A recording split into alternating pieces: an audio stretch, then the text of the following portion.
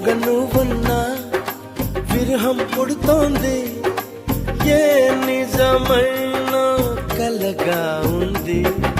విసుగేతో కలిగింది, దిగులేతో పెరిగింది, అసలేతో జరిగింది, మతి కాస్త పోయింది.